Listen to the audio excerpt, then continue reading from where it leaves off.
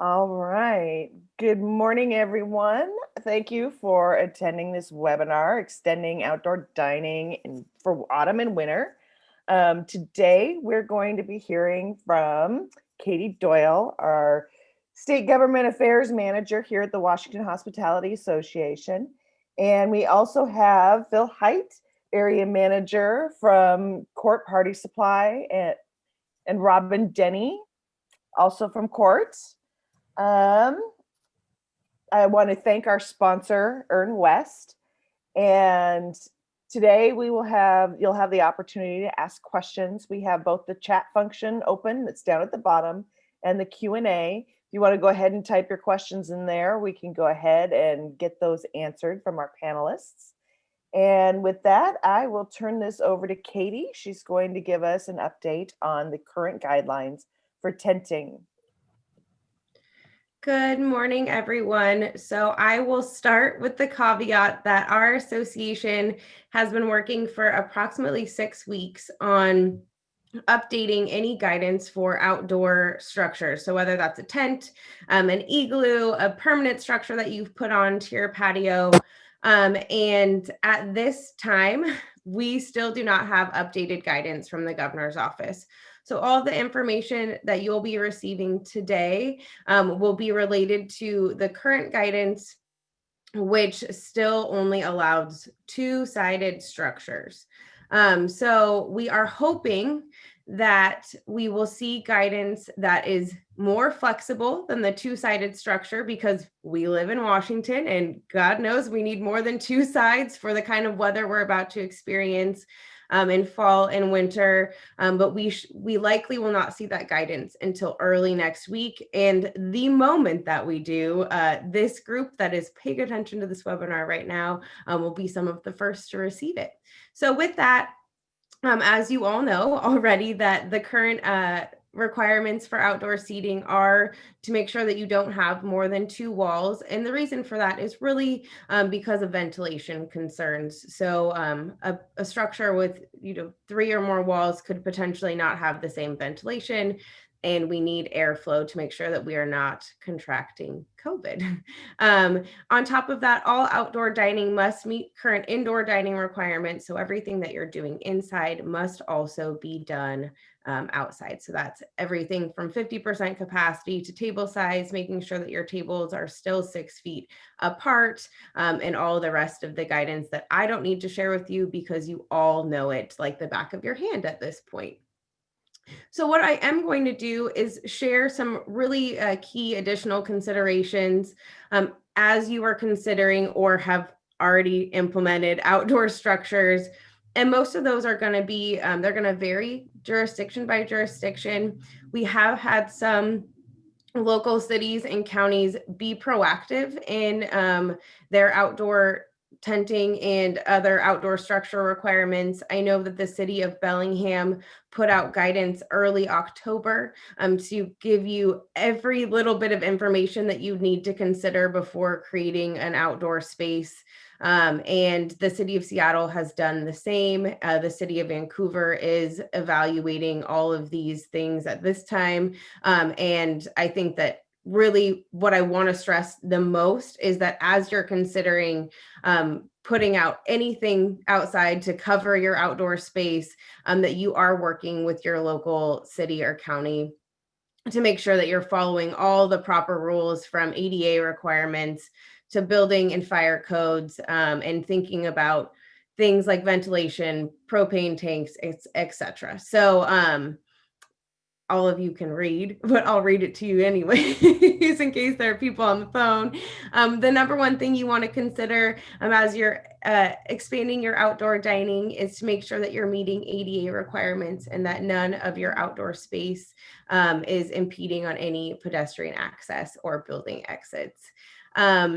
Depending on the size of your structure, you're likely going to need to consult with the building department or your city officials that work with the building code to make sure that it meets the proper codes.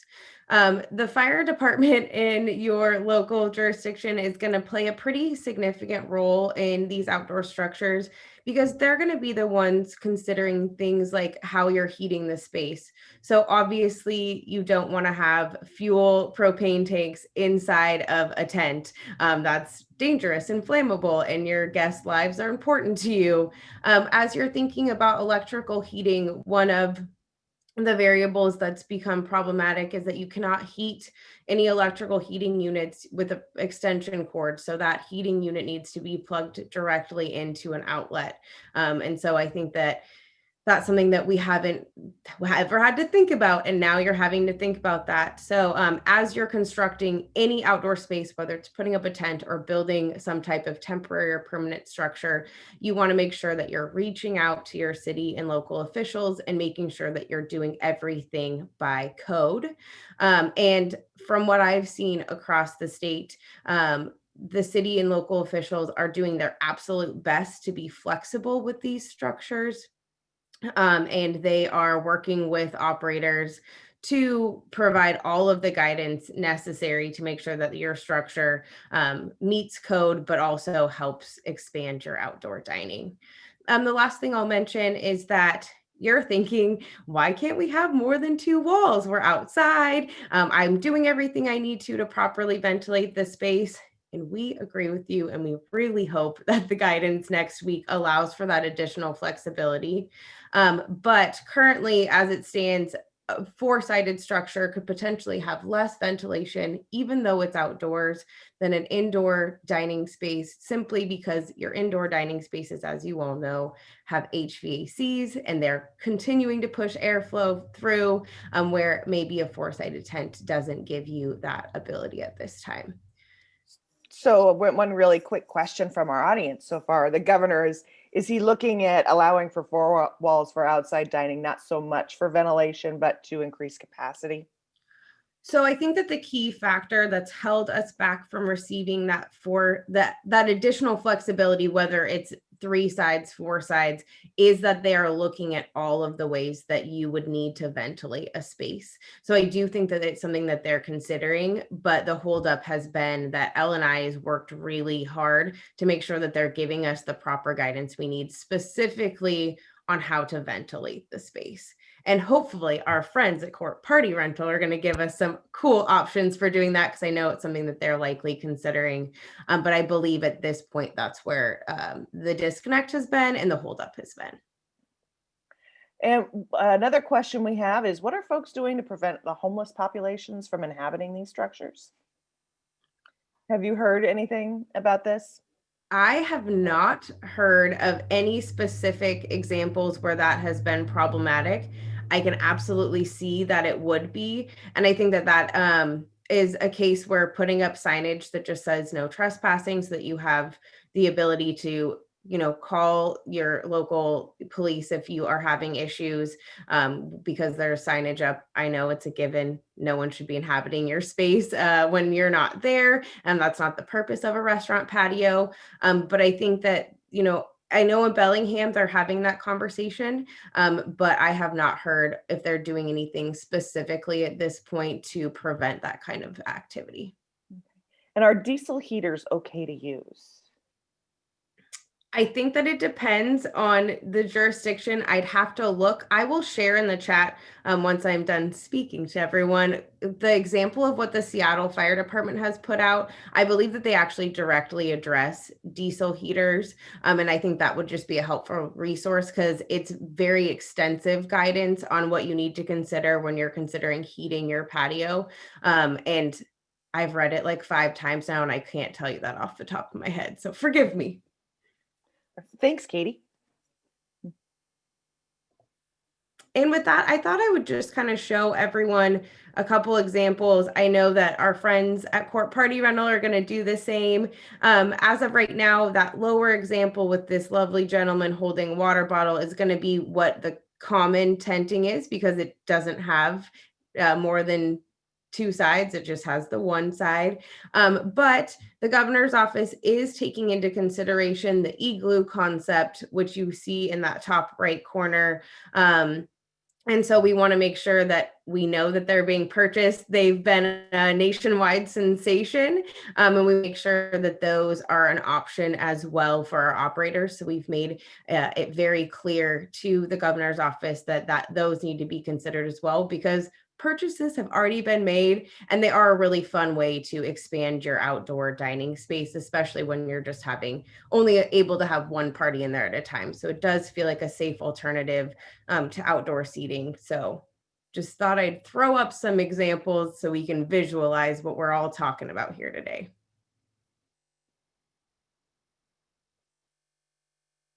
And with that, I'm going to turn it over unless there are any more questions. But I'll be here to answer questions the rest of the time. So don't worry, I'm not going anywhere. Lisa, you're on mute. Thank you, Katie. There is one question up in the Q&A that is about permitting. The Woodinville Fire Department has said that they need to contact the building department because the outdoor tent has been up for 180 days. What does this mean? Do they need to do this? And is there any flexibility on this because of COVID? And if this is something that Phil or Robin know about, and this is something Katie knows about, either or. Sure. Well, I'm happy to take it because, and this is common with any municipality, that they're going to, anything over 180 days is not considered a temporary structure.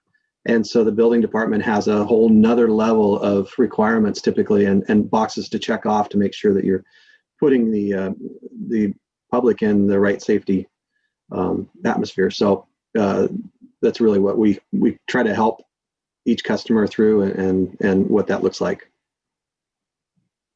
Hope that answered it. All right. And Phil, if you want to go ahead and get started with your presentation. Sure. And show us what you guys have to offer customers if they are looking to start putting up tents to extend their outdoor seating. Yeah. So good morning, everybody. Let's see if I can get this correct. You see that all right? Good. Awesome.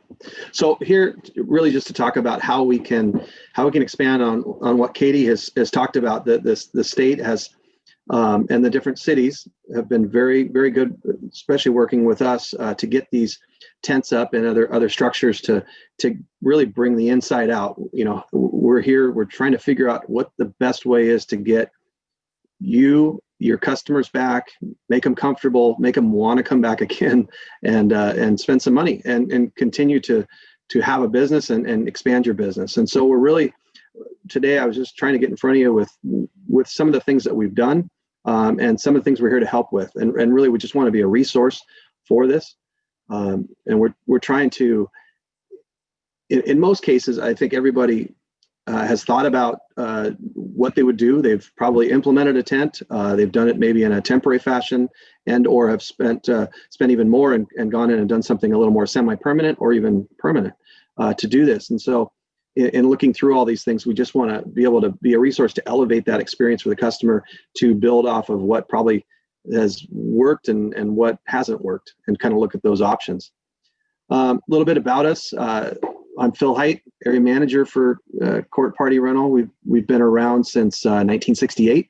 I grew up in the business, so been doing it a long time. We were formerly AA Party Rentals, formerly ABC Rentals, and we've kind of as we've grown, we've taken on different teams, and most of us are still here. So we've been around a long time, and we love what we do. Also, Robin Denny's on the call. She's our director of sales. We really just wanted to include a couple resources here. We have offices our main office is in Everett, and we have another office in Tacoma, and we have full warehouses and crews and sales and showrooms and in both locations, and multiple people to help. And so we're a tenting company kind of first. Tenting is one of our largest divisions, and so we're as I was telling these guys earlier, we're used to putting up some really big tents. And that's now our demand is for these little small tents on patios and things like that. So we're getting good at creating these little small tents, and sometimes they can be just as tough to put up as a huge tent for thousands of people. in looking at this, as far as what we've done and working through with different customers, what is the value of doing this, and the expense of doing it right. So if you can create this atmosphere that is comfortable for your customer, and meets the guidelines of how you've built your business and the theme that you have your business on, you can quickly look at this and say, okay, well, if I can seat these people and how many turns can I get on those tables each day, all of a sudden this works out in the revenue. Although the cost of a tent and heat and light and everything else that goes along with it can, be a big burden, it can quickly pay for itself. And so we've laid out a way for this value to look at, and with the companies that we've worked with so far, this is played out very well in these cases. And we've gone in and have added and increased what we've put in initially and improved upon it. And so, it's not a one size fits all type of thing. So we're here to figure out what that is. Some of the things that we're doing, we try to be as helpful in the whole venue or the whole expansion as we can. So, we're helping you with lights, the walls are a big issue. We have clear walls, solid walls. There's even mesh walls. There's different things you can do, and there's ways people are getting around the other two walls that need to be open by putting in breathable barriers, that kind of thing. And so different municipalities are different. We're here to help and work through that. And hopefully the guidelines come out and they relax that a little bit. There are tents with even glass walls and hard walls, so you can kind of build these things to do. Really, the sky is the limit on a lot of this. And then we just listed out, as far as a reference, who are some of the companies that we're currently working with. This list is growing every day. This is the bulk of the business we're doing right now. We're dealing with venues that need to expand outside, and restaurants. That's our number one client right now. So we're here to help. A little bit about tents and the different offerings. They come in different ranges. These tents are engineered. They're built with the in mind that they're going to hold up to different weather conditions and so forth. And so the different options available in these tents are 8 foot, 10 foot, 15 foot are probably the most common for most of the patios and expanding onto the streets. But if you can get in and take over a certain portion of a parking lot, or expand into some kind of a driveway or something, that 20 foot and 30 foot wide tent is very popular as well. And of course, the bigger the better. The more stuff you can put under it, the more people that you can move. The canvas is typically going to be white. We do have clear available as well, and clear is beautiful. The problem with clear sometimes is that if it gets too cold, it can crack. So you need to keep the temperature up in that tent, even when you're not occupying it. So that can be an issue as well. All of these we manufacture in-house of tents as well, and we do a lot of custom tents, custom colors, custom designs and drawings and signage and whatever you might need there. So those are things that can be added after the fact. Not so much the color of the tent, that would be hard to swap out, but the logos and those kind of things can be added after the fact. Important things to think about are if we can stake it or if we have to put weights on it. These things are going to be up a long time. They're going to be put through the winter. The winter is the period where you get extreme weather, and so we have to. The one circle here you see with the pictures, that is a 2 foot by 4 foot weight, and so they take up a lot of space. So if we can stake into the ground, it's much safer and it takes up a lot less space. So working through those things, we've got to think of that when you're thinking of the footprint, and ingress and egress, and getting in and out and around the tent. Permitting, engineering drawings, probably the number one thing. All the things that Katie was talking about earlier. When you're a business owner, you're thinking of, I got to order food, I've got to get people's schedules done, and so forth, and all of these things to deal with a tent. And especially when you bring in the building department, it's multi-level. It's daunting, and that's what we're here to help. We're trying to help you through it. That's what we do every day. In some cases, they want us to apply for the permits. Some of them, especially the fire departments, but in a lot of cases, they require the building owner or the restaurant owner to do that. And so we'll help you with those things. They want flame certificates. They want letters of occupancy, the basics, the drawings, maybe engineering, those kind of things. And those are things that we have readily available. We've also been doing it so long that we have great relationships with a lot of the cities and municipalities. So sometimes it doesn't grease the wheels, but it does give them a level of comfort when they know who they're dealing with. And then a big thing to remember that these things are not weatherproof. They're weather resistant. This is a fabric tent.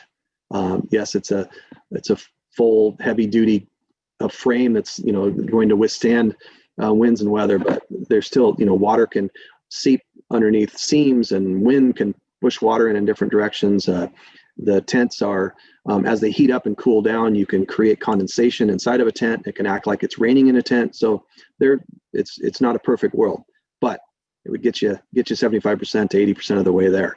And we can improve that environment and make it comfortable for the customer. Different things to think about when building the tent. You can connecting tents to have a pathway from the back door of the restaurant, whatever it might be, down to branding. We carry flooring so we can keep any water flow. As you think about as rain comes down, where is it draining to? Is the drain going to sit right in the middle of where I'm putting this tent? Well, that's not the best use of that. So a lot of times we put a floor over that so the water goes underneath the floor and drains into that tent. Those are things we can quickly look at. We like to come out, take a look, walk through with you, and see what would work and what would be the challenging parts. Brackets to hang speakers, signage decor. Added this picture in. So a lot of people want to decorate this tent. Again, it's going to be up for, could be 3, 4, 5 months. There are weight limitations you can put on this, but with a lot of tents, you can get up to 100, 150 pounds, no problem. So we can hang some larger light installations or even, radiant heaters, those kind of things. And the number one thing is heat. How do we get, especially with 2 walls open, how are we keeping these guys comfortable? And we're challenged with this every day. Propane heaters are the most common, but they're a pain because you have to fill that propane and you have to keep the propane tanks away from the tent. So there's a little more to go around there. Natural gas is probably the next best thing when you're dealing with a forced air heat like that, but it requires a hookup to a natural gas line. And yes, then you don't have to fill that propane all the time, but you still got this problem of, do you have the gas line? What is the pressure? And then we need somebody to hire to put that in. But that's a good cost-effective way to go. Electric heaters are probably your most well, they're not the most efficient, but they are the easiest to work around, and they're the smallest. They're going to give you the most heat in certain areas. But the biggest thing there is the electrical needs. Fortunately, our company, we have an electrical distribution division, or it's called CORT Pro Services. We come in, we can, obviously bring a generator in, but then you've got to fill the generator with gas and do all those things. We're looking at your power panel. We're to see if we can patch into that and do a temporary power thing. So looking at electric heat, you can't just plug in a bunch of heaters. It's going to take up a lot of power. And so we can come in and help you design what could work. This picture here was a design of just a bunch of radiant heaters drop down. Radiant heaters only heat the objects. They don't heat the space. So the idea here was to drop them down over the top of a table to serve as kind of a light, but also to warm everybody around the table. You can think of it, if you had a radiant heater on the wall, it's only going to heat the back side of the head of the person sitting there and maybe a couple people around. So we're trying to drop that heat down and make it as efficient as we can.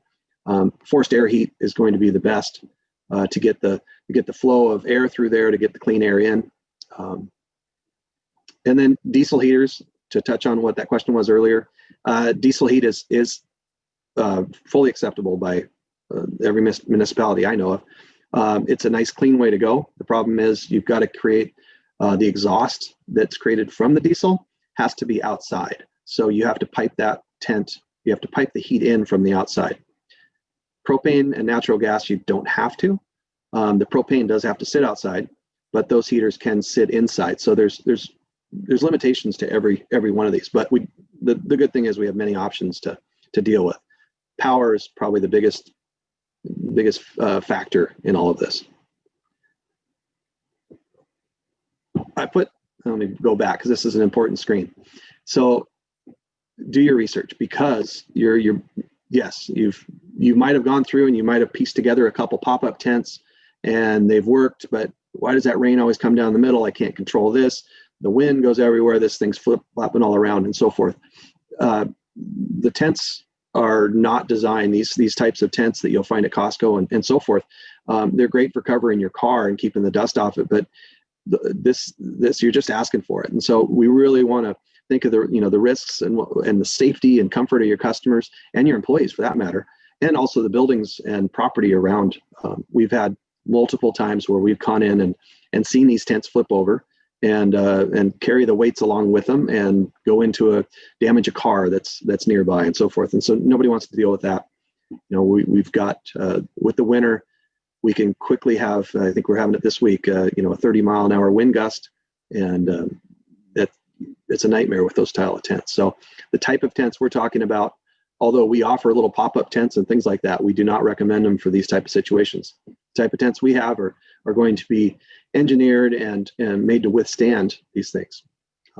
Still, if you get those 30-mile-an-hour or 35-mile-an-hour winds, you're not going to want to occupy that tent. You've got fabric, you got things blowing around in there. It's like leaving the front doors open on your of your business and having those 30-mile-an-hour winds blowing. Things are going to fly around. The tent's not going to fly away, but things are going to fly around, and it's at that point not time to occupy that tent. And then above and beyond that, we've been helping restaurants and different businesses figure out how can we get people closer together and expand that occupancy and maximize it. And so we've come up with some different things that have been pretty popular for us. Dividers, custom dividers. These are easy to do in different colors and different sizes, but it's being able to put tables closer together and just have a nice divider between it. We've got plexiglass shields for bar tops and serve areas and those type of things. So these are all things that we carry, we rent them, we sell them, and we're open to building custom sizes and those kind of things. So we've helped quite a few restaurants kind of set up shop and be able to get the flow of their customers through there. And that's it. I really just the point I wanted to make here was that we want to be a resource for you. And if we can help you and help you get your business back to somewhat normal for the time being, we are happy to do it. We really want to do that. Well, thank you, Phil. We do have some questions from the audience. The first one is that, and this is for either you or Katie or Robin. Many of us have had tents up for a while and are close to the 180-day limit, and we really need the building departments to recognize this and create an exemption to this rule for the winter. I think that's more of a comment than a question, but if you'd like to speak to that. Well, I can answer that because we're running into that with a few different clients right now. And yes, you can transition it over. You can ask for an extension. You can transition it over to the building department and check off those boxes. You can also basically take it down and recreate. Maybe that's the time you want to improve on what you've started and kind of reset that area. It's really keeping an open line of communication with the city officials and making sure that they're on board with what you're doing. To get through the building department, to get the 180-day that check off, there could be a little more expense to that, but it's not that hard to do, and we're happy to help you through it. All right. Are there any heaters besides the propane blower style that could be used under a tent with only two sides? The blower style is very ineffective. A couple of different styles. So depending on the size of tent and the size of heater that you're using, we have ductwork that goes in and it can distribute that air evenly throughout the tent. So in some cases, we're putting in tubes throughout the ceiling that have holes in them that blow the air down in different areas. We're also putting in diffusers that come around in different spots of the tent as well to try to drive the wind basically and capture that air and move it around. So there are options that you can do. You might have to upsize the heater to give you a little more power coming in from that air so that we can move it around a little bit differently. Okay, and another one of the questions is that just to clarify, the 180 days. Are you saying that if we take the tent down and put it back up, the 180 days starts over? Yes, technically, you can argue that. Now, do you want that relationship with the city official? No. It's just a conversation of what I think you can go. And Katie, I don't know if you have anything more on that, but this is what we found. It's better to be open and open book with these guys. So. Yeah, I would absolutely agree with you, Phil. And I think that if anyone is struggling with their city officials on this particular issue, that they can reach out directly to Phil or I, and we are more than happy to assist with whatever you need on that process. Yeah, I think it's great because they understand the point we're trying. They know where we're trying to go, and so they have to check their boxes off. But if we can partner with them and treat it as a partnership, they all want the same thing in the end. So. It's a good thing. Okay. Are CARES Act dollars being used to purchase, rent, install tents? And might the industry push for priority of this if there is a new round of funding? And does CORT have enough tents to go around? The CARES part, that might be a Katie question, but for the tents, I'll answer that one. We have the largest inventory in the area. That being said, that the most popular size are these 15-foot wide tents. We are in short order of those, and so we're constantly either manufacturing or ordering from our manufacturer that we work with. So if it's a new tent that you want and you want to purchase it, we are more than happy to sell you a new tent, sell you a used tent, or rent you that tent and maintain it for you and help you. So there's lead times with all of that because there is a large demand right now, and we're trying to help each one through. And Sandy, to answer your question on CARES Act funding, from our point of view right now, most of the CARES Act dollars have been spent, both at the state level and in most counties. I do think if there is additional funding that comes in 2021, then we can definitely have those conversations. But up to this point, I think that most local funding is on. Okay, and last couple of questions. Do you have suggestions for the type of diesel heater? And with just two sides on the tent, it's hard to insulate the heating. Do you have any suggestions for that? So diesel heat typically comes in a direct fired or an indirect fired. And you want the indirect fired. So where the flame is inside of the machine and it's blowing the air across that heat that's coming through. You'll see diesel heaters are typically used for drying out in home and new construction and those kind of things, where it's a force of fire coming out of the end of that. It's not the type that you want. So we want an internally flame style that can be blown in, and you're going to need to duct. You're going to have a duct work and blow it in under the tent wall or up over the ceiling and down, or in a lot of cases, when we're putting in floors, we like to run the heat underneath the floor and have it come up through a register and distribute just like it would in a house and or a commercial business. Hope that answers it. Oh, you're on mute. Thank you. We'll put out one last call for questions before we wrap this up. I do want to let you know that we are recording this, and if you want to rewatch it, it will be up for public consumption by the end of the day. And it looks like there are no more questions. I want to thank all of you, for our presenters, for doing this today, and thank our audience for coming in and asking such great questions. And we can wrap this up for today. Thank you all so much.